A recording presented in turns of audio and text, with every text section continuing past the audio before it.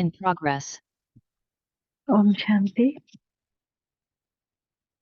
सम्मोहन अवस्था में पुनर्जागृत गत जन्मों की स्मृतियों के मामले तथा आकृति के मामले और माध्यमों के उपयोग के मामले भी आत्मा के अस्तित्व को सिद्ध करते हैं।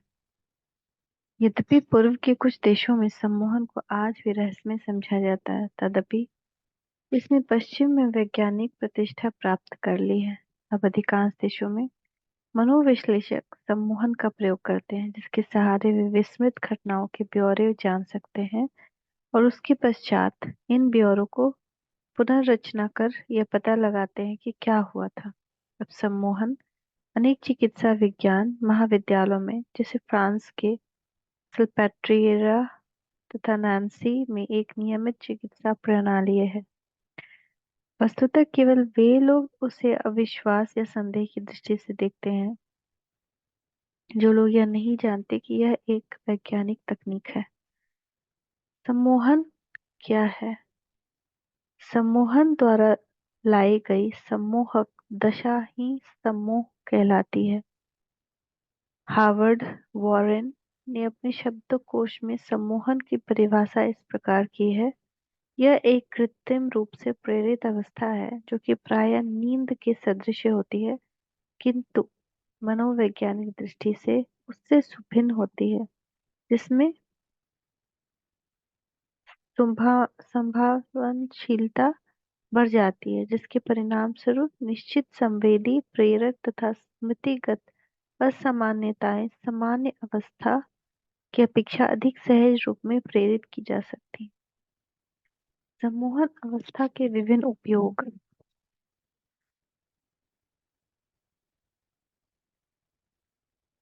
सम्मोहन का प्रयोग विभिन्न प्रयोजनों के लिए किया जाता है। इसमें से एक प्रयोजन रोगी के शरीर को पीड़ा के प्रति असंवेदनशील बनाना है, ताकि साधारण अर्थात रासायनिक निश्चेतक के उपयोग के बिना उस पर गंभीर ऑपरेशन किया जा सके। सम्मोहन का अन्य उपयोग किसी व्यक्ति को अति संवेदनशील बनाना है। तथापि अनेक मामलों में सम्मोहन का उपयोग किसी व्यक्ति के विगत स्मृतियों का प्रत्यास्मरण करवाने के लिए किया जाता है। हम सब प्रथम इस अंतिम प्रयोजन पर चर्चा करेंगे। इस अंतिम उल्लिखित सम्मोहन अवस्था में किसी व्यक्ति से भूतकाल में वापसी यात्रा करवाई जा सकती है तथा विगत दृश्यों को फिर से दिखलाया जा सकता है। इस प्रकार वह व्यक्ति अतीत को ठीक ठीक प्रत्यास्मरण कर सकता है। यह कहा जा सकता है कि वह अपने गत जीवन को पुनर्जीवित कर देता है और वह स्वैच्छिक रूप में दर्शन, ध्वनि, स्वाद, स्पर्श, गंध आदि के ब्यौरों की पुनर्रचना कर सकता है। सम्मोहन प्रतिगमन, hypnotic regression, past life regression. सम्मोहन के जरिए भूतकाल में की जाने वाली वापसी यात्रा को सम्मोहन प्रतिगमन, हिप्नोटिक रिग्रेशन कहा जाता है। मनोचिकित्सक साइकाट्रिस्ट संयोगवश रोगी को भूतकाल में बहुत पीछे और यहाँ तक कि गत जीवन में भी वापस ले जाने की संभावना से अभिज्ञ हो गए हैं। एडी वायर्समैन तथा मनोचिकित्सक वॉन क्रॉफ एबिंग जैसे पूर्ववर्ती अनुसंधानकर्ताओं से, जो कि अपने विषय की उनकी बाल्यावस्था की अवधि तक पीछे ले जाने में सफल हुए थे, संकेत लेकर डी रोचा नामक एक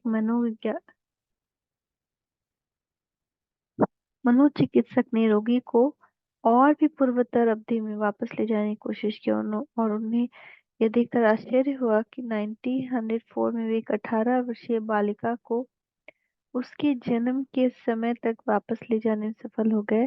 इससे उन्हें विश्वास हुआ कि क्या वे अपने रोगियों को पूर्ववर्ती जीवन तक वापस ले जा सकते हैं। सम्मोहन प्रतिगमन की तकनीक को उन्होंने अपनाया है तथा उनके विषयों द्वारा प्रतिवेदित घटनाओं का सत्यापन किया है। मंथली मिरर में प्रतिवेदित सम्मोहन प्रतिगमन के कुछ मामले। बम्बई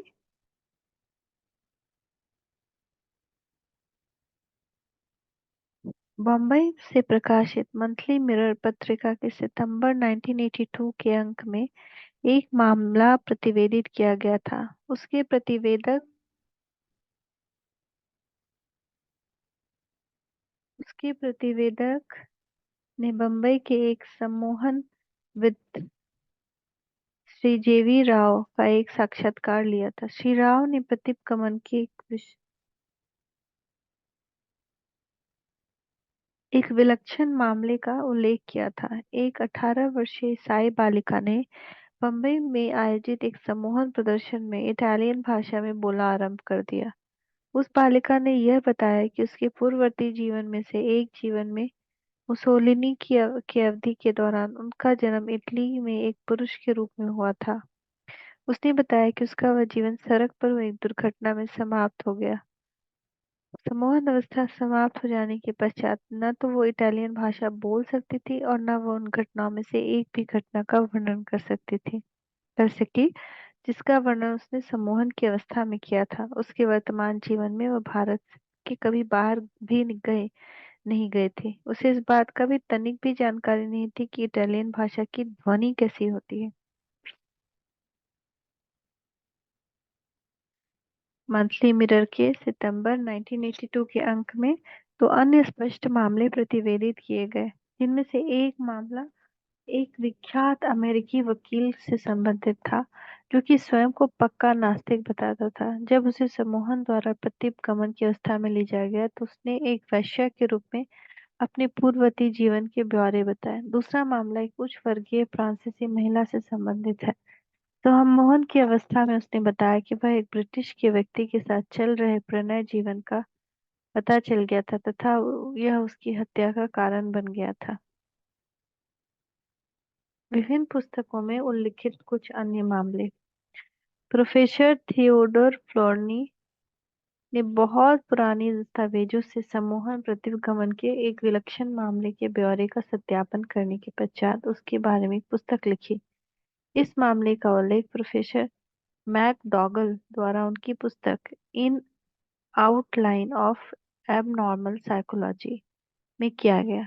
जिनेवा यूनिवर्सिटी के प्रोफेसर थियोडोर फ्लॉर्नी ने एक स्विस बालिका को सम्मोहित किया, उसे अपने विगत जीवन के ब्यौरे दिए। उसके पश्चात प्रोफेसर फ्लॉर्नी ने उस बालिका को सुझाव दिया कि वह जितने पूर्वतर संभव हो उतने पूर्वतम काल में अपने जीवन का प्रत्यास्मरण करे। उस बालिका ने बताया कि वह एक अरब सरदार की बहुत प्रिय पुत्री थी। उसने यह भी कहा कि उस समय उसका नाम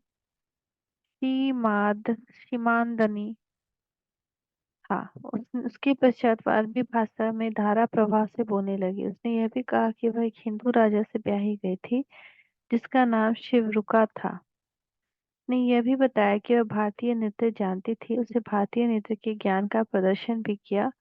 उसने यह भी कहा कि वह स्पष्टतः यह देख रही है कि कैसे उसका पति चंद्रगिरी नामक एक उत्कृष्ट किले के निर्माण में व्यस्त था।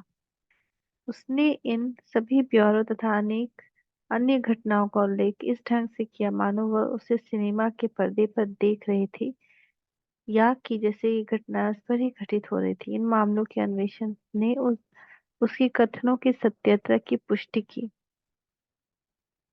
ऑर्नल ब्लॉकहम द्वारा प्रतिवेदित जॉन इवांस का मामला तथा अन्य मामले। जेफरी इरेसन ने अपनी पुस्तक lies than one more lives than one Pan Books 1977 में ब्रिटिश सम्मोहन विद मिस्टर ऑर्नल ब्लॉकहम द्वारा प्रतिवेदित मामलों का उल्लेख किया है। ऑर्नल ब्लॉकहम ने सम्मोहन प्रतिगमन की तकनीक का प्रयोग सन 1939 में 400 से भी अधिक व्यक्तियों पर किया था।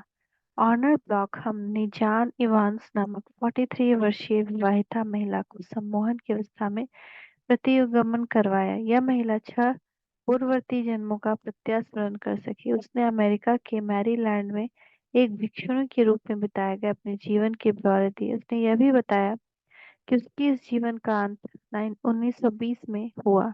जब उसे और भी प्रतिगमन कराया गया तो उसने रानी एनी के शासनकाल के दौरान लंदन में एक दर्जी लड़की के रूप में बिताए गए अपने जीवन का प्रत्यास्मरण किया। वह समय 1615 से लेकर 1714 तक था। उसके बाद उसने भूतकाल में और भी पीछे की यात्रा की। उसने बताया वह कैथरीन ऑफ अरागॉन में की एक परिचारिका थी। यह 1485 से 1536 के बीच का समय था। इसके पूर्वज जैक्स की सेविका थी। उसका जीवन 1491 में समाप्त हुआ। भूतकाल में और भी पीछे जाने पर वह यार्क में एक यहूदी महिला थी, जिस पूर्वतम अवधि का प्रत्यास्मरण वह कर सकी। वह अवधि ईसा पश्चात 286 वर्ष का था, जब वह रोमन समाज में ब्रिटेन की एक शिक्षक की पत्नी थी। ऑर्नल ब्रॉकहम के 400 मामलों में से एक मामला एक ऐसे व्यक्ति का है जिसने यह कहा कि अपने पूर्व जन्मों के एक जन्म उसने 1649 में व्हाइट हॉल के चार्ल्स प्रथम को दिए गया मृत्युदंड देखा था। एक अन्य मामला एक वेल्स महिला का था जिसने 12वीं शताब्दी के यार्क में हुए यहूदियों के संहार का विशद वर्णन किया था। वरवरा इवानवा का मामला एक अन्य बहुत मनोरंजक मामला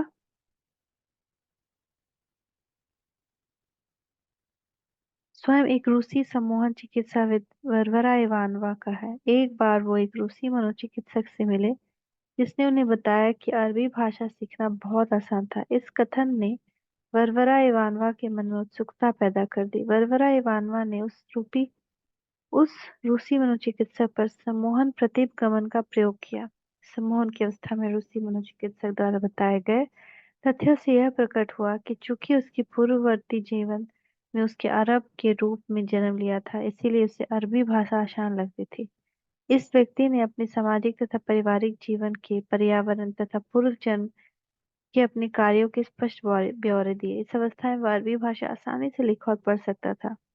विख्यात रूसी मनोचिकित्सक ने इसके पूर्व की इस बात की संभावना को कदापि मान्यता नहीं दी थी कि सम्मोहन प्रतिगमन में प्रकट किए गए तथा सत्य तथा स्थापनीय हो सकते हैं, किंतु जब वह स्वयं उसने उस अवस्था के तथ्य बताए तो सम्मोहन तकनीक के वैज्ञानिक स्वरूप पर विश्वास हो गया। यह जानना और भी मनोरंजक हो गया कि सम्मोहन प्रतिगमन का प्रयोग स्वयं वरवरा इवानवा पर किया गया तथा उसने यह बताया कि वह पूर्व में एक ब्राजीली था तथा एक अन्य जन्म में जर्मन था। इस प्रकार डी यान स्टीवेंस ने सम्मोहन प्रतिगमन के अनेक प्रयोग संचालित किए हैं। अन्वेषण के पश्चात प्रतिवेदन सत्य पाए गए। इस बात का उल्लेखनीय है कि सम्मोहन अवस्था में प्रकट किए गए तथ्यों का अनेक मामलों में अन्वेषण तथा सत्यापन किया गया है। मान लीजिए कि एक व्यक्ति ने सम्मोहन प्रतिगमन की अवस्था में स्पेन या इटली या यूएस में अपने द्वारा बताए गए पूर्ण जन्म के ब्यौरे दिए। ये ब्यौरे 15वीं शताब्दी से संबंधित, जब घटनाओं से संबंधित खान पान, सामाजिक रूढ़ियों और सामाजिक तथा राजनीतिक स्थितियों, भौगोलिक अवस्थिति आदि के ब्यौरों के बारे में उन व्यक्तियों से उनकी सामान्य अवस्थाएं पूछताछ की गई, तो वे लोग कोई भी जानकारी न दे सके, क्योंकि वे लोग उस देश में कभी गए ही नहीं गए थे तथा उन्होंने उन कालों के बारे में कुछ भी नहीं पढ़ा था। ब्यौरे सत्य पाए गए, इसलिए सम्मोहन प्रतिगमन का तकनीक को अब वैज्ञानिक दृष्टि से स्थापित माना जाता है, क्योंकि ये प्रकटीकरण स्थापनीय है। यदि स्मृति मस्तिष्क की घटना है तो मनुष्य गत जीवनों का स्मरण कैसे कर सकता है? वर्तमान में स्मृति के संबंध में अनेक सिद्धांत प्रचलित हैं। हम मस्तिष्क, स्मृति तथा आत्मा शीर्षक वाले अध्याय में उन पर विस्तार पूर्वक चर्चा करेंगे। यहाँ पर यह कहना पर्याप्त है कि अनेक मस्तिष्क वैज्ञानिकों के मतानुसार दीर्घकालिक स्मृतियां मस्तिष्क की तंत्रिका संयोजनियां में कूटबद्ध होती है। वे ये कहते हैं कि मस्तिष्क में तंत्रिका कोशिकाओं की अंतर्ग्रंथीय संयोजनियां स्मृति भंडार के रूप में कार्य करती है। अन्य वैज्ञानिक स्मृतियों को मस्तिष्क में आरएनए से जोड़ते हैं। अन्य वैज्ञानिक यह कहते हैं कि हिप्पोकैम्पस स्मृति के समेकन में एक महत्वपूर्ण भूमिका निभाता है। अब सम्मोहन के इन मामलों में स्मृति से संबंधित एक प्रश्न यह है कि यदि स्मृति मस्तिष्क द्रव का एक कार्य है, तो कोई व्यक्ति गत जन्मों के ब्यौरे कैसे दे सकता है? स्मृति का सामान्यतः गत घटनाओं या अनुभवों का परीक्षण, प्रत्यास्मरण तथा अभिज्ञान कहा जाता है। यदि ये कार्य मस्तिष्क के हैं, तो वर्तमान मस्तिष्क द्रव्य या हिप्पोकैम्पस या आरएनए दीर्घ अतीत की अवधियों की घटनाओं तथा अनुभवों का परीक्षण, प्रत्यास्मृत तथा अभिज्ञात कर सकता है। दूसरे शब्दों में वर्तमान मस्तिष्क चिरातीत की घटनाओं को कैसे स्मरण कर लेता है और पहचान लेता है, जबकि तब तक इस जन्म का यह मस्तिष्क था ही नहीं। ये क्षमता दर्शाती है कि प्रत्येक व्यक्ति एक अभौतिक अंतर्व्यक्तिशील स्व है जो कि शरीर के साथ नहीं मरता। अंतर्विवेकशील अधिभौतिक स्व तत्व ही अतीत की स्मृतियों को सुषुप्त रूप में प्रतिधारित करता है, भले ही वह अपने प्रत्येक जीवन के मस्तिष्क का उपयोग अभिव्यक्ति के एक उपकरण के रूप में या वर्तमान जीवन की स्मृतियों के परीक्षण के एक सहायक साधन के रूप में ठीक उसी प्रकार करता है जिस प्रकार कोई व्यक्ति एक सहायक साधन के रूप में कोई नोटबुक या कोई डायरी रखता है। कोई व्यक्ति भौतिक रूप में अविद्यमान व्यक्तियों को कैसे देख सकता है? जो लोग ये विश्वास करते हैं कि विचार तथा स्मृति मात्र भौतिक रासायनिक प्रक्रियाओं का परिणाम या मस्तिष्क के कार्यों के परिणाम, वे लोग स्पष्ट नहीं कर सकते कि कोई व्यक्ति उन व्यक्तियों तथा वस्तुओं को कैसे देख लेता है जिसका भौतिक अस्तित्व न रह गया हो। दृष्टि प्रत्यक्षण की मनोवैज्ञानिक व्याख्या यह बात स्पष्ट नहीं करती कि कोई व्यक्ति सम्मोहन की अवस्था में उन व्यक्तियों का प्रत्यक्षण कैसे कर पाता है जो कि भौतिक आंखों से देखी नहीं जाती। शरीर विज्ञान के अनुसार किसी से परावर्तित होने वाली किरणें दृष्टि पटल से टकराती हैं, तंत्रिका कोशिकाओं का कंपन होता है तथा तंत्रिका का उद्दीपन दृष्टि तंत्रिका तक यात्रा करता है। इस प्रकार मनुष्य की दृष्टि प्रत्यक्षण प्राप्त होता है। किंतु सम्मोहन अवस्था में, जिसमें कुछ मामलों का उल्लेख इसके पूर्व किया जा चुका है, वस्तु भौतिक रूप में अस्तित्व में नहीं होती, इसलिए उससे प्रकाश के परावर्तित होने और फिर दृष्टि पटल से टकराने का प्रश्न नहीं उठता। सम्मोहनकर्ता का सुझाव ही अतीत के प्रत्यक्षण को लाता है या जागृत करता है। स्पष्ट है कि यह सुझाव अभौतिक होता है और इसीलिए उसको उसी किसी अभौतिक स्वतत्व आत्मा को जागृत करना चाहिए। सुझाव भी, यद्यपि वह मस्तिष्क के तंत्र के जरिए स्वतत्व को संप्रेषित करता है, व्यक्ति के दृष्टि तंतु इत्यादि को उद्दीप्त नहीं करता और न ही वह मस्तिष्क के किसी ऐसे भाग को उद्दीप्त करने की दृश्य उत्पन्न करता है जिसे कि विगत जन्मों की स्मृतियों का भंडार गृह समझा गया हो, दृश्य उत्पन्न करता है। इसीलिए सम्मोहन प्रतिगमन यह अधिभौतिक स्व या आत्मा के अस्तित्व को सिद्ध करता है।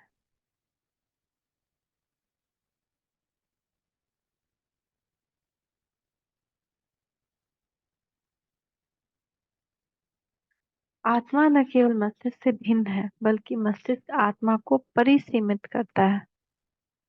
वस्तुतः सम्मोहन स्पष्टतः यह सिद्ध करता है कि शरीर तथा मस्तिष्क चेतना के व्यक्ति को परिसीमित कर देते हैं। सम्मोहन अवस्था में इंद्रियों और मानसिक क्षमताओं के उत्कर्षण के मामले स्पष्टतः यह प्रकट करते हैं कि मस्तिष्क तथा तंत्रिका तंत्र मानसिक जीवन के प्रेरणा स्रोत नहीं, बल्कि परिसीमित कारक डिलिमिटिंग फैक्टर है। मानसिक क्षमताओं के उत्कर्ष के मामले, दू प्रिल की पुस्तक द फिलॉसफी ऑफ मिस्टिज्म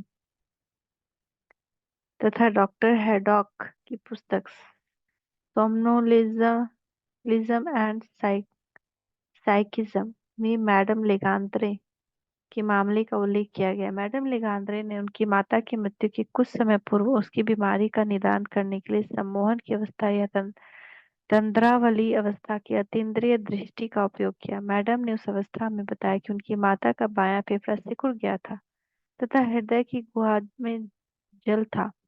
जब Royal Academy of Medicine Paris के सर्जिकल सेक्शन के सेक्रेटरी डॉक्टर ब्राउन्स एंड मोरियन तथा एक अन्य डॉक्टर चैपलिन की उपस्थिति में मैडम की माता के शरीर का शव परीक्षण किया गया तो ठीक उसी स्थिति का पता चला जिसका वर्णन मैडम लेगांद्रे ने सम्मोहन अवस्था में किया था।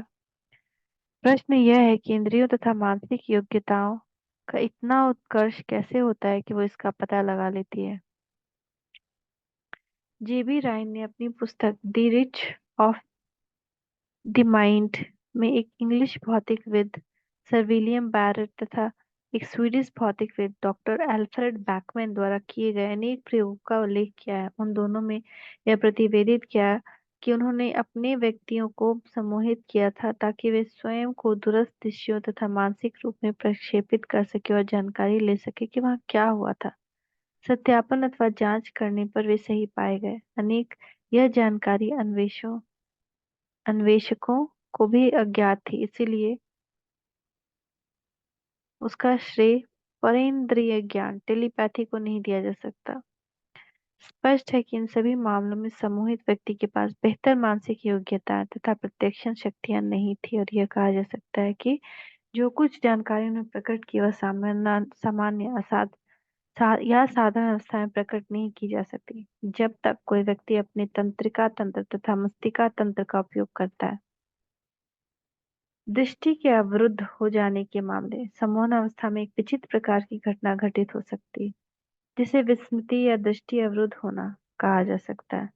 विनित तथा फेरी ने अपनी पुस्तक लॉ मैग्नेटिज्म एनिमल अर्थात पशु चुंबक तत्व में इस प्रकार के मामले दिए हैं। इन्हीं बेसेंट ने अपनी पुस्तक साइकोलॉजी में इनमें से कुछ मामलों का उल्लेख किया है। उनमें से एक मामला एक सम्मोहित महिला से संबंधित है, जिसे उसकी सम्मोहन अवस्था में यह बताया गया कि वह श्री ए को नहीं देख सकेगी।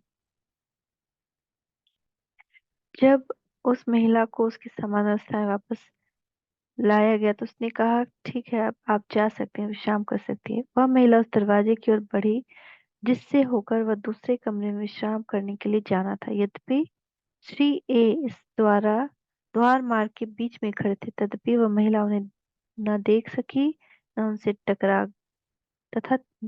गई। फिर भी उस महिला ने श्री ए पर ध्यान नहीं दिया। उस महिला ने जब दरवाजे से जाने की 2 बार कोशिश की, तब भी वह श्री ए को देख नहीं पा रहे थे। अब वह यह भी नहीं देख सकी कि दरवाजा किस कारण से अवरुद्ध हुआ था। तदपि उसने फिर से दरवाजे से होकर जाने से इनकार कर दिया। इस अवस्था में श्री ए के सिर पर एक हैट रख दी गई। वह महिला उस व्यक्ति को न देख सकी। उसे बहुत आश्चर्य हुआ, क्योंकि उसने सोचा कि हैट हवा में टंगी हुई थी। अब उसे व्यक्ति ए ने अपनी हैट उतार ली और उस महिला को अनेक बार नमस्कार किया। महिला का आश्चर्य बढ़ गया, क्योंकि उसने यह देखा कि हैट हवा में इधर उधर घूम रही थी। अब श्री ए ने एक अलार्म घड़ी पहन लिया। जब महिला ने उस घड़ी को हिलते हुए और ऐसे रूप लेते देखा जैसे कोई व्यक्ति उसे पहन रहा हो, वह चिल्लाई, हाँ, वह एक खोखली कठपुतली जैसा है। अब वह भी श्री ए के चेहरे आदि को न देख सकी। अब दृष्टि के इस अवरोधन को शरीर विज्ञान तथा शरीर विज्ञान पर आधारित मनोविज्ञान के संदर्भ में समझाया नहीं जा सकता। प्रकाश की किरणें श्री ए से परावर्तित होकर महिला की ओर जा रहे थे, लेकिन महिला की दृष्टि तंत्रिका तथा उसका अक्षीखंड ठीक ठाक था तथा उद्दीपन भी था, किंतु इन सब बातों के बावजूद वह महिला श्री ए को देख नहीं सकी, जबकि सम्मोहन प्रतिगमन की अवस्था में वस्तुएं भी नहीं थी और दृश्य भी नहीं थे। फिर भी सम्मोहित व्यक्ति के पास दृष्टि ए प्रत्यक्षण की शक्ति थी तथा ऊपर उल्लिखित मामले में व्यक्ति ए वहां है, और फिर भी वह महिला उसका दृष्टि प्रत्यक्षण नहीं कर पाती। ये दोनों प्रकार के मामले ये दर्शाते हैं कि मन या अंतर्विवेक स्वतंत्र मस्तिष्क से भिन्न सत्ता है, यद्यपि मस्तिष्क उसका निवास स्थान हो सकता है। यदि अंतर्विवेकशील स्वतंत्र मस्तिष्क से भिन्न न हो, तो वह तब क्यों नहीं देख सकता जब वह एक अंधा व्यक्ति नहीं होता।